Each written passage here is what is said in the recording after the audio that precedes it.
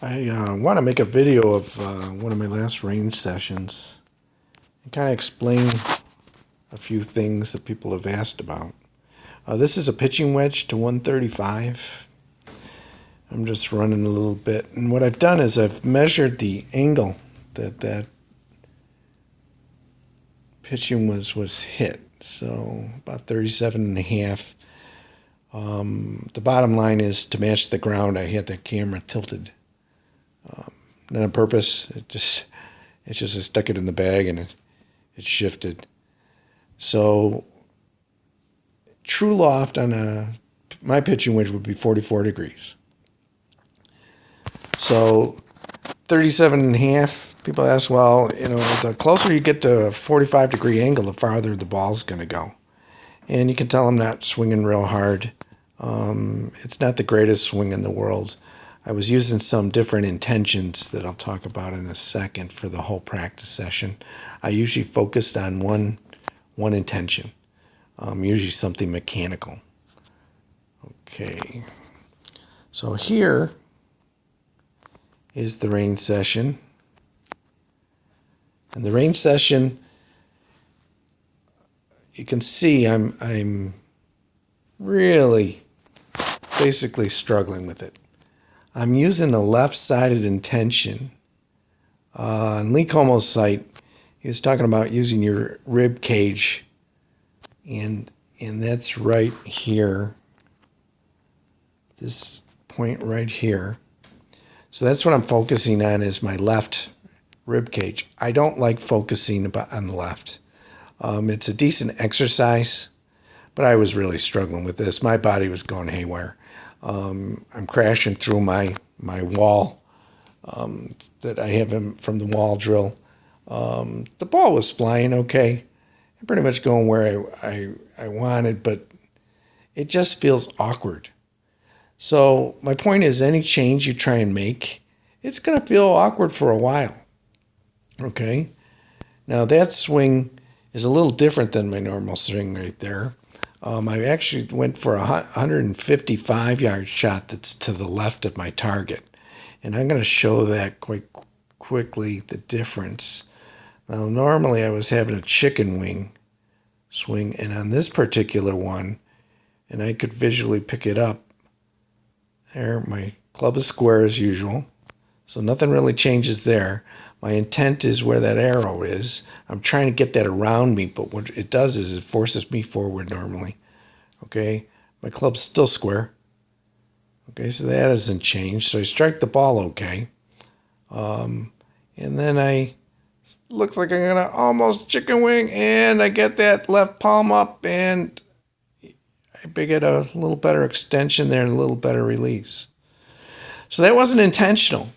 That release came from the fact I was going to a left flag that was further than what I had previously hit at the 135-yard flag. I also have a different flight. The ball here is, I put up the angles, and it's roughly a 24 degrees. So what's my intent? My intent was to hit it further and hit it a lot lower. Okay, so there it goes. There's the lower flight right there. So what I'm trying to say is that you really want to know the intent when you're looking at any swing. You're focusing on distances. You're focusing on a height you want that ball to go, or a curvature, how you're going to spin that ball on the green, even in practice. So I vary my distances. I move it around. I have a single intention, which was the rib cage. And even though I don't like that, I fought through it, played very well the next day. So you can make changes, and they can happen fairly quickly. Now, am I going to keep that left thought? No. I still like to set up with my right hand. It helps me a lot. I spent a lot of time drumming out any left thoughts. Left and right. There's only left and right in the swing. And I learned that from Lee Comeaux. So really, those types of thoughts help me. Did it hurt to do this? Oh, absolutely not. It opens up your mind to change. It opens up your brain to other possibilities, and you just learn from it.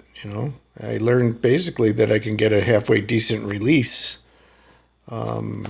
doing these kind of moves. Here's the next swing.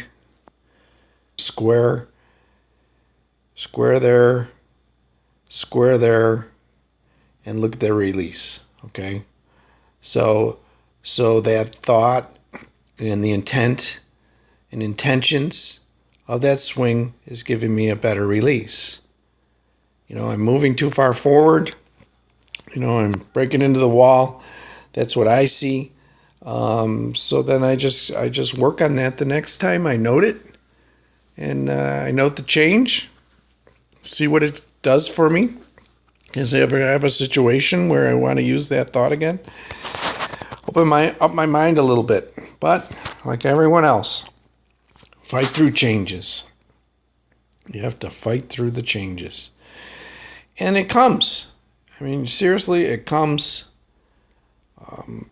Your body may go haywire and go, oof, I don't like that, or that's different. But different isn't always bad. And people have to realize that it is those things you've ingrained. And it's a difficult change. So I totally understand that. Here's where I ended up. You get to this point, and you get a little rhythm going, and the thought's not as conscious, and it gets into your subconscious, and you're just making a move. It's just a movement through a ball. Okay? And the last thing I wanted to go over here was to show you the results of that range session. And I always look at divots. I learned something from them. Lee talked about this. You have to learn from your divots. The other thing is here. Let's go back a bit. Right here are the flags I'm talking about. Okay. It's this one and this one. I moved my targets around always. I can hit to this one. I can hit to this one. There's greens over on the left. So I always move the ball around on different trajectories, learn my distances, play with heights, play with roll, play with spins. In this particular case, I was going for the center two. The one on the right in the center is 135, and then once again, the one on the left is 155. Sometimes I even I can aim at my feet at the 135 and hit the one on the 155 and vice versa. I even do things like that in case I end up with a situation I'm practicing. It's simply practice. Okay, that's all I've got for today. And if you have any questions, as usual, please, give me feedback. Any questions at all, and I'll do my best to answer them. Well, thanks a lot, everybody. Have a good day.